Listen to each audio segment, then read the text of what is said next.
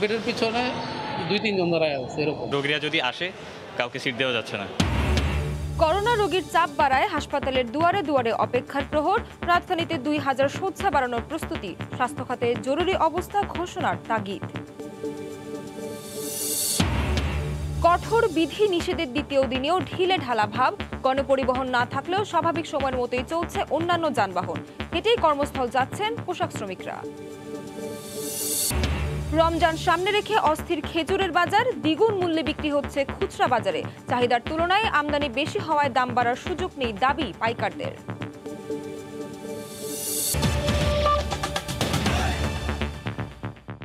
সময় সংবাদের সঙ্গে আছি আমি নাবিলা সোহার। সংক্রমণের ঊর্ধ্বগতিতে বাড়ছে কোভিড-১৯ রোগীদের জন্য হাসপাতাল শয্যা। ডিএনসিসি মার্কেটকে খোলা হাসপাতালের রূপ দেওয়া সহ রাজধানীতে আরও প্রায় ২,০০০ শয্যা বাড়ানোর প্রস্তুতি চলছে বলে জানিয়েছে স্বাস্থ্য অধিদপ্তর। তবে এতেও রোগী সামাল দেওয়া যাবে কিনা তা নিয়ে রয়েছে শঙ্কা। সংকট সামাল দিতে প্রয়োজনে সেনাবাহিনীর তত্ত্বাবধানে নতুন আইসোলেশন সেন্টার তৈরির পরামর্শ বিশেষজ্ঞদের। ফারুক ভাই রবিনের রিপোর্ট। দ্রুতগতিতে কোভিড-১৯ সংক্রমণ ছড়ানোর ফলে হাসপাতালের দুয়ারে দুয়ারে অপেক্ষার প্রহর রোগী আর স্বজনদের।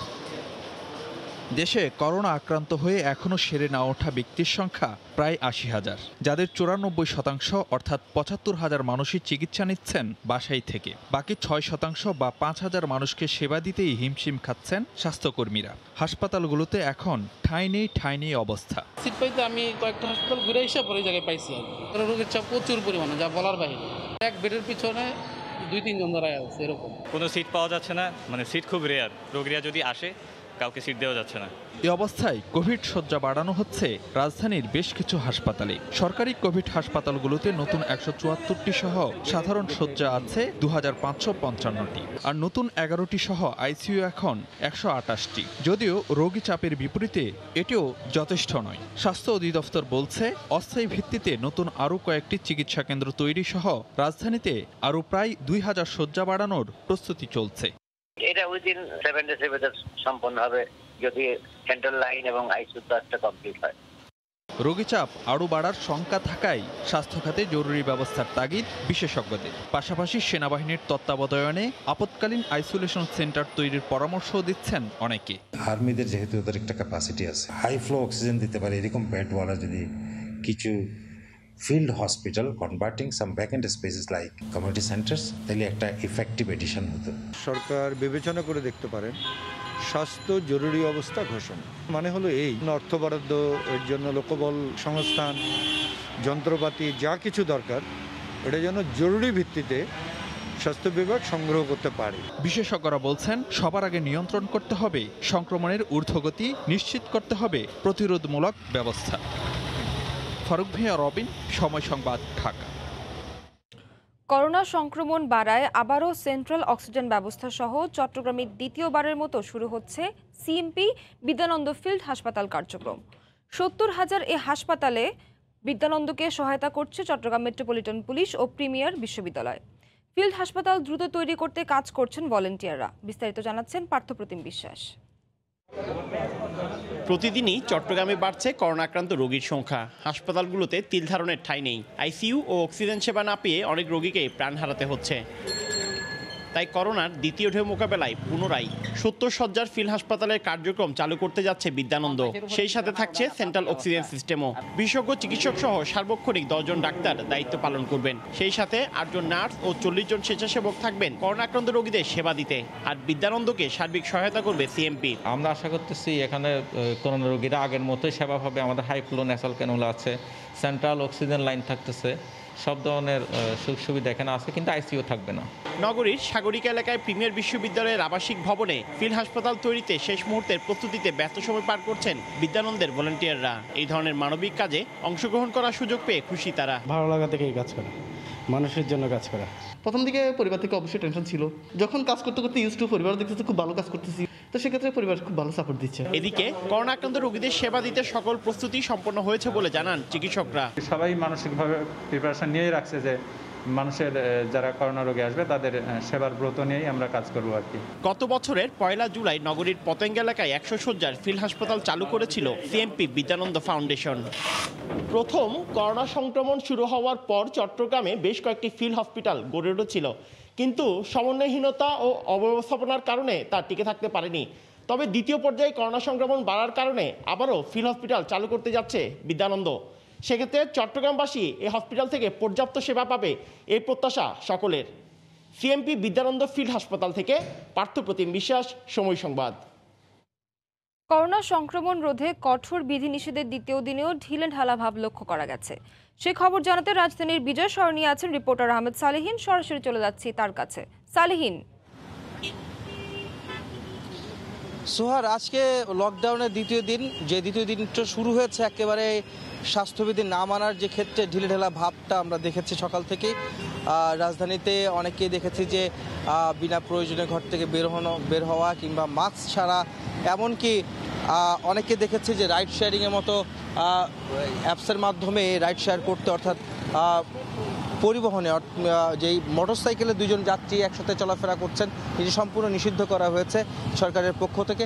একই সঙ্গে যে রাজধানীতে গাড়ির চাপ কিন্তু আজকে চরম আকারে দেখতে পাচ্ছি সকাল থেকেই, যেটি গতকালকে যাও কিছুটা কম ছিল, কিন্তু আজকে কিন্তু তার দ্বিগুণ দেখতে পাচ্ছি। রাজধানীতে গাড়ির চাপ রয়েছে প্রচুর, এবং একই সঙ্গে যে স্বাস্থ্যবিধি মানার ক্ষেত্রে অনেকের মধ্যে উদাসীনতা আমরা লক্ষ্য করেছি, যেহেতু গত কয়েকদিনে করোনার প্রভাব তীব্র আকার ধারণ করেছে, এবং সেই কারণে সরকারের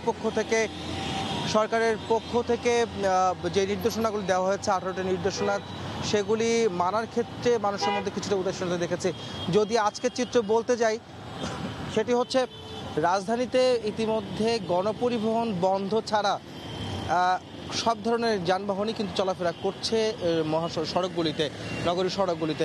শুধুমাত্র গণপরিবহনই আমরা দেখতে পাইনি এখন পর্যন্ত সকাল থেকে, তবে ব্যক্তিগত পরিবহন কিংবা অফিসের পরিবহন সেগুলি কিন্তু আজকে বেশ চলাচল করছে এই রাজপথগুলিতে, এবং গাড়ির চাপ যেমন রয়েছে, যানজটও কিছুটা রয়েছে। সিগন্যালও দেখেছে যে সিগন্যালে যে গাড়িটা থাকছে সেগুলি হচ্ছে দীর্ঘ সারি কিন্তু তৈরি হচ্ছে। সব মিলিয়ে বলা চলে যে গাড়ির যে চাপ রয়েছে সেগুলো হচ্ছে ব্যক্তিগত গাড়ি এবং অফিস যাতায়াতের গাড়ি। যদি সকালবেলা এখন অফিসে অনেকে যাতায়াত করছেন, তাছাড়াও স্বাভাবিক দিনের মতোই কিন্তু আজকে পুরো চিত্রটাই কিন্তু সম্পূর্ণ স্বাভাবিকের মতো।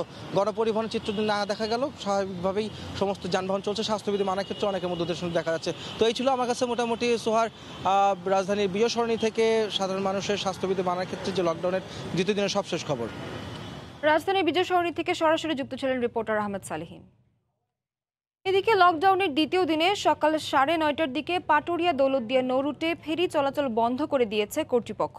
এতে ঘাট এলাকায় দেখা দিয়েছেন তীব্র যানজট। এই বিষয়ে বিস্তারিত জানাতে পাটুরিয়া ঘাট এলাকায় আছেন সহকর্মী ইউসুফ আলী। সরাসরি চলে যাচ্ছি তার কাছে। ইউসুফ,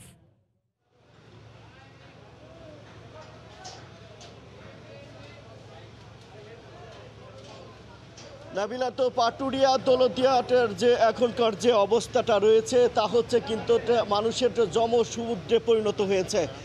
আসলে সেই ক্ষেত্রে কিন্তু আজকে ভোর থেকে আমি সকাল 6টার থেকে রয়েছি, 6টার থেকে কিন্তু একদম 9:30 পর্যন্ত কিন্তু পাটুরিয়া দৌলতদিয়া রুটের সবগুলো ফেরি একদম লকডাউনে কোনো তোয়াক্কা না করে কিন্তু চলাফেরা করেছে। সেই ক্ষেত্রে 9:30টার পর থেকে যখন ফেরি চলাচল বন্ধ করে দেয় কর্তৃপক্ষ, তখন কিন্তু মানুষ জমতে এখন পাটুরিয়া ঘাট একটি মানুষের জনসমুদ্রে পরিণত হয়েছে। সেই ক্ষেত্রে যেখানে তাকানো যাচ্ছে শুধু মানুষ আর মানুষ। ঘাট কর্তৃপক্ষ কিন্তু অ্যাম্বুলেন্স বা জরুরি পণ্যবাহী যে যানবাহন আছে সেই যানবাহনকে অগ্রাধিকার দেওয়ার জন্য কিন্তু একটি বা দুইটি ফেরি এখন প্রস্তুত করছে। সেই ক্ষেত্রে মানুষ কিন্তু ফেরিতে উপড়ে হয়ে পড়ছে। আমি এখন রয়েছি ঢাকা নামের একটি ফেরিতে, এটা পাটুরিয়া দৌলতদিয়া রুটের। সেই ক্ষেত্রে ভাইরাস সংক্রমণের জন্য যে বিধিনিষেধ আসলে প্রয়োগ করা হয়েছে তার একদম উল্টো চিত্র ধারণ করেছে এই পাটুরিয়া দৌলতদিয়া রোড। কর্তৃপক্ষের একবার বন্ধ করছে আবার খুলে দিচ্ছে, যার জন্য যারা যাত্রী রয়েছে তারাও কিন্তু বিভ্রান্তির মধ্যে পড়ছে। অনেকেই বলছে তারা কিন্তু দেশের বিভিন্ন স্থান থেকে কেউ আসলে দ্বিগুণ নয় 4 গুণ 5 গুণ ভাড়া দিয়ে ছোট যে মাঝারি যানবাহন আছে সেই যানবাহনগুলোতে কিন্তু ঘাটে এসে পৌঁছাচ্ছে এবং তারা স্বজনদের সাথে ঘরে ফিরছে। তাদের যে ভোগান্তি তাও কিন্তু অবর্ণনীয়। অন্যদিকে কিন্তু আসলে সেই ক্ষেত্রে সব কিছু মিলিয়ে পাটুরিয়া, দৌলতদিয়া এবং আরিচা কাজিরহাট রোডে মোট বেশ 20টি ফেরি চলাচল করছে। এই ছিল নাবিয়া আমার কাছে পাটুরিয়া ঘাটের একদম স্বাস্থ্যবিধির কোনো বালাই নাই তার সর্বশেষ খবর। পাটুরিয়া ঘাট থেকে পাটুরিয়া দৌলতদিয়া নৌরুটে ফেরি চলাচলের বিষয়ে সবশেষ জানাচ্ছিলেন সহকর্মী ইউসুফ আলী। পাইকারি বাজার থেকে খুচরা বাজারে খেজুর বিক্রি হচ্ছে প্রায় দ্বিগুণ দামে। মাঝারি থেকে ভালো মানের খেজুরেও দুই বাজারের দামের পার্থক্য 200 টাকা পর্যন্ত। পাইকারি বিক্রেতারা বলছেন এবার বেশি খেজুর আমদানি হয়েছে, তাই দাম বাড়ার কোনো সুযোগ নেই। এদিকে দিন দিন জনপ্রিয় হয়ে উঠছে অনলাইনে খেজুর কেনাবেচা। টিসিবিও প্রস্তুতি নিচ্ছে ন্যায্য মূল্যে খেজুর বিক্রির। সানবির রুপুলের রিপোর্ট। খেজুর খাওয়া সুন্নত। ধর্মীয় এই রীতিতে টানা 1 মাসের রোজার ইফতারে প্রতিটি ঘরে খেজুর অন্যতম অনুষঙ্গ। বাড়তি চাহিদা সামাল দিতে তাই আগে ভাগেই প্রস্তুতি নিতে হয় আমদানিকারকদের। রোজার 1 মাসেই সারা দেশে খেজুরের সর্বোচ্চ চাহিদা 40,000 মেট্রিক টন। তবে এবার ইরাক, মিশর সহ আরব দেশগুলো থেকে অন্তত 50,000 মেট্রিক টন খেজুর এসেছে। এবছর লকডাউন নাই, একটু বেশি যাচ্ছে। দাবাস, নাগাল, আলবারাকা, তারপর খালাস, বস্তা খেজুরটাই বেশি চলে। মরিয়ম 5 কেজি কার্টন হইতেছে আপনার যে 2400 টাকা। আম্বার 4 কেজি একটা আছে 1700 টাকা। তারপর ম্যাট জুয়েল আছে হাই কোয়ালিটি, এটা আপনার 4200 টাকা। বাদামতলীর পাইকারি বাজার থেকে সারা দেশের খুচরা ব্যবসায়ীরা খেজুর কেনেন। মশলার ব্যবসা, এটা রমজান উপলক্ষে বিক্রি করি। এখানে আপনার আর কি কার্টন নিলে আর কি কমে পাওয়া যায়। 2 সপ্তাহ আগে নিয়েছিলাম আপনার 1650 করে। এখানে খুচরা বিক্রি করতে গেলে দেখা যায় 750-800 করে কেজি বিক্রি হচ্ছে। তবে পাইকারি বাজারের 50 টাকা দরের বস্তা খেজুর খুচরা বাজারে এসে বিক্রি হচ্ছে প্রায় দ্বিগুণ দামে। এটা 600 টাকা কেজি কিনছে। এটা হচ্ছে মরিয়ম খেজুর আর কি। ওনারা তো বলে কমছে, কিন্তু প্রায় সময় আসলে আবার মনে করেন যে একটু বেশি দেওয়া কিনা লাগে। আজওয়া খেজুরটা আপনার 80 টাকা কম পাইছি। ওখানে 520 টাকা কেজি, আর এখানে 750 টাকা চাইলো। মরিয়ম আপনি 650-700, কালমি খেজুর আছে আপনি 500 টাকা কেজি, 600 টাকা কেজি, আজু আছে 800 টাকা কেজি, ইরাকি আপনার 100 টাকা কেজি। এদিকে রোজার মৌসুম সামনে রেখে পেজে বাহারি বিজ্ঞাপনে খেজুরের পসরা সাজিয়েছেন অনলাইনের ব্যবসায়ীরা। সাধারণত রমজান মাসে দেখা যায় যে অন্যান্য সময়ের তুলনায় খেজুরের সেলের পরিমাণ অনেক বাড়ে, সেইটার সাথে তাল মিলিয়ে আমাদের সেলের পরিমাণও বাড়বে। খেজুরটা আমরা আগে করি নাই, এই বছরই আমরা প্রথম স্টার্ট করছি। প্রতি বছরের মতো খোলা বাজারে ন্যায্য মূল্যে খেজুর বিক্রি করতে প্রস্তুতি নিয়েছে টিসিবি ডিলারদের নিকট পর্যাপ্ত পরিমাণে তেল, চিনি, মসুর ডাল, ছোলা এবং খেজুর পাওয়া যাবে। পর্যাপ্ত আমদানি থাকা সত্ত্বেও কৃত্রিম সংকট সৃষ্টি করে যেন দাম বাড়তে না পারে এবং মেয়াদ উত্তীর্ণ খেজুর বিক্রি বন্ধে বাজার তদারকির দাবি জানিয়েছেন ক্রেতারা। সানবির রুপল, সময় সংবাদ, ঢাকা। 5 ম্যাচ সিরিজের দ্বিতীয় ওয়ানডেতে বাংলাদেশ নারী ক্রিকেট দলের বিপক্ষে ব্যাট করছে দক্ষিণ আফ্রিকা ইমার্জিং দল। এই মুহূর্তে সিলেট আন্তর্জাতিক ক্রিকেট স্টেডিয়ামে আছেন সহকর্মী ইকরামুল কবির। সরাসরি চলে যাচ্ছি তার কাছে। কবির। ধন্যবাদ নাবিলা। এই কিছু সময় আগে, প্রায় 1 মিনিট আগে, সাউথ আফ্রিকার নারী ইমেজিং টিমের প্রথম উইকেট দখল করে বাংলাদেশের ঋতুমণি, এবং যেই জুটিটি শুরু করেছিল খেলা সাউথ আফ্রিকার, ভালোই তাদের ওপেনিং জুটি ভালোই তারা অবস্থান করে নিয়েছিল। 57 রানে তাদের প্রথম উইকেটের পতন হয়। গতদিন আমরা দেখেছি 41 রানে তাদের প্রথম উইকেট পড়েছিল। বলে রাখা প্রয়োজন যে টসে জিতে আজকে, গতদিন ফিল্ডিং নিয়েছিল সাউথ আফ্রিকা, আজকে টসে জিতে আজকে ব্যাটিং নেয় সাউথ আফ্রিকা। এখন পর্যন্ত 19তম ওভার চলছে। 19তম ওভারে প্রথম উইকেটটি পড়ে 58 রান করেছে সাউথ আফ্রিকায় 1 উইকেট হারিয়ে, এবং উইকেটটি গিয়েছে রবিন সেলারের প্রথম উইকেটে গেছে, এবং ক্রিচে রয়েছে 37 রানে অ্যান্ড্রি স্টেইন 37 রান করে এখনও অপরাজিত রয়েছে। ঋতুমণি তাদের 19তম ওভারের পরবর্তী বলটি করছে, আপনারা দেখছেন। এবং বলে রাখা প্রয়োজন, প্রথম যে আজকে দ্বিতীয় ওয়ানডে ম্যাচ চলছে, প্রথম ম্যাচে বাংলাদেশের নারী ইমাজিং টিম সাউথ আফ্রিকাকে 54 রানে পরাজিত করে। 44.1 বলে সাউথ আফ্রিকা তাদের সবকটি উইকেট হারিয়ে তাদের যেই লক্ষ্যমাত্রা দিয়েছিল, টার্গেট দিয়েছিল 196 রান, সেই টার্গেট থেকে 54 রান পিছিয়ে থাকে, যার কারণে তারা পরাজিত হয়েছে। আজকে বেশ উদ্দীপনা নিয়ে বেশ উৎফুল্ল অবস্থায় বাংলাদেশ মাঠে নেমেছে এবং সাউথ আফ্রিকা তাদের প্রথম খেলায় হেরে যাওয়ার পরে আজকে ঘুরে দাঁড়ানোর জন্য তারা আজকে আপ্রাণ চেষ্টা করছে এবং মরিয়া হয়ে মাঠে নেমেছে। এবং সেই মরিয়া হওয়ার যে লক্ষণ তারা আমরা প্রথমে দেখেছি, প্রথম জুটি 56 রানে তাদের প্রথম জুটি আর পতন ঘটে এবং সেই জুটি পতনের পর এখন তারা প্রথম উইকেট হারিয়ে মোটামুটি যেই ভিত রচনা করেছে প্রথম জুটি, সেই ভিতের উপর দাঁড় করিয়ে বাকি সময়টুক পার করবে সেটি তারা আশা করছে এবং 50 ওভার পর্যন্ত টিকে থাকার জন্য তারা চেষ্টা করবে। এবং গতদিন আমরা দেখেছি যে পিঙ্কি অর্ধশত রান করেছিল বাংলাদেশের দলের এবং 72 রান করেছে। সব কিছু মিলে বলা যায় গতদিনের যদি ধারাবাহিক আজকে বজায় থাকে বাংলাদেশ দল জয়ের ব্যাপারে বেশ আশাবাদী, সেই অবস্থায় মাঠে নেমেছে এবং সাউথ আফ্রিকা আজকে সমতায় আনার জন্য চেষ্টা করবে। মোটামুটি নাবিলা এ ছিল সিলেট আন্তর্জাতিক ক্রিকেট স্টেডিয়াম থেকে বাংলাদেশ এবং সাউথ আফ্রিকার নারী ইমাজিং টিমের যে 5 দিনের ম্যাচের দ্বিতীয় দিন চলছে তার সর্বশেষ খবর। সিলেট আন্তর্জাতিক ক্রিকেট স্টেডিয়াম থেকে এতক্ষণ সরাসরি যুক্ত ছিলেন সহকর্মী ইকরামুল কবির। জানিয়ে দিচ্ছি সময় সংবাদের শিরোনামগুলো। এক বেডের পিছনে 2-3 জন দাঁড়ায় আছে, এরকম রোগীরা যদি আসে কাউকে সিট দেওয়া যাচ্ছে না। করোনা রোগীর চাপ বাড়ায় হাসপাতালের দুয়ারে দুয়ারে অপেক্ষার প্রহর। রাজধানীতে 2000 শয্যা বাড়ানোর প্রস্তুতি। স্বাস্থ্য খাতে জরুরি অবস্থা ঘোষণার তাগিদ।